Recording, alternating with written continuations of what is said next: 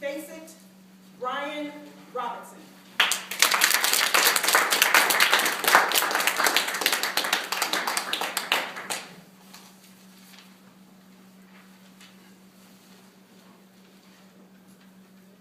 Do you have a problem that you are avoiding? And the longer you avoid it, the bigger the problem gets? For many years, one of my biggest problems was borrowing money and credit cards. Madam Contest Chair, fellow Toastmasters, and welcome guests. It all began in the spring of 1989 in Stillwater, Oklahoma. I was a senior in college, and I was having the time of my life. If you were standing next to me at Eskimo Joe's Bar and Grill, you would hear me buying drinks for everyone. You would see fraternity boys chugging next to you. You could feel the vibration of the music.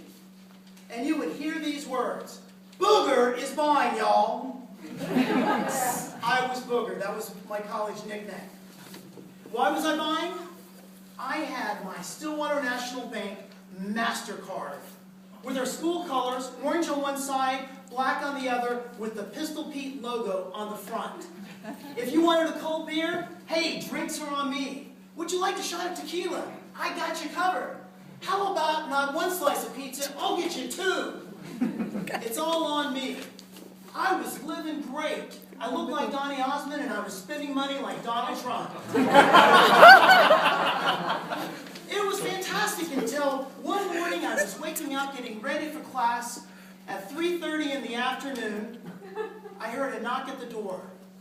I walked out to the door, bright sunshine. There was a man standing there with a suit and tie. I'm just in my underwear. And he says, "I'm Bob Jacobs of Stillwater National Bank, and I've been trying to reach you for weeks. I need your credit card." What?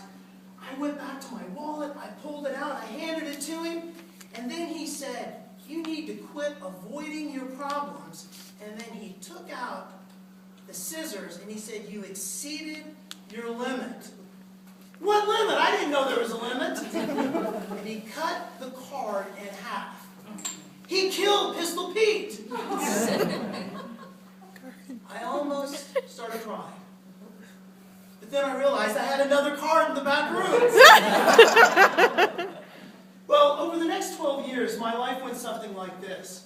I would usually work for a couple of years, and maybe I'd either quit or I lost a job. Or I remember there was a time when I started my business a few different times, and every time when I would run into money problems, instead of going on unemployment and looking for a new job, I would borrow money from friends and family. I took a bank loan out from Citibank. I maxed out my credit cards for MasterCard, Visa. Amex wouldn't take me. And then the worst that I did over time was I convinced my mother to co-sign on some credit cards with me. Now, at first I was doing pretty good over the years. I was managing payments here and there. I was robbing from Peter to pay Paul, but then Peter went broke, and then Paul went broke, and then chaos was what happened next. I started dodging the landlord, couldn't pay that, and there was an eviction notice on my front door. Credit card companies were calling me constantly, and my friends didn't want to have anything to do with me. But the worst is when I went back to Oklahoma for the holidays, and my brother pulled me aside in the living room, and he said, "Brian, Mom is $40,000 in debt, and most of it is because of you. She needs to file for bankruptcy." I'll never forget sitting in the lawyer's conference room with my brother and my mom, with the attorney, and looking at my mom's face as she filled out the paperwork, knowing it was my fault. Do you have a problem that you're avoiding? You see, sometimes what happens is that we have a problem, and we just continue to say, "You know what, I'm going to get to it next week. I'm going to take care of it next month.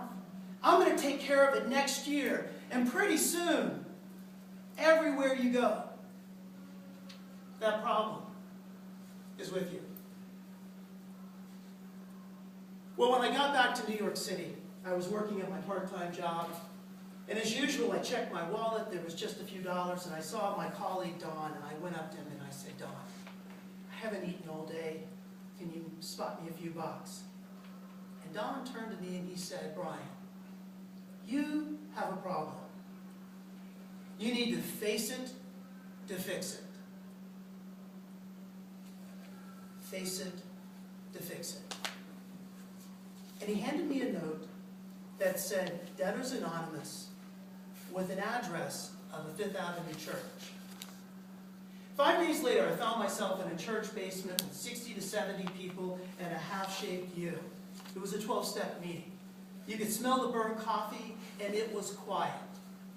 A woman began speaking and sharing how she had ruined her credit history, she had borrowed from friends and family, and how people didn't want to deal with her anymore. And everything in me wanted to get up and run away, just like I've been doing most of my life. But I had to face it. Over the next 5 years, I attended meetings 3 to 4 times a week. I cut up my credit cards, I lived on a strict budget, and I worked a full-time job and a job on the weekends. And finally, I became debt-free. I even paid my mom back about $15,000. What problem are you avoiding? Is it something at work? Is it a conversation that you need to have? Is it a relationship that needs fixing? The problem never goes away until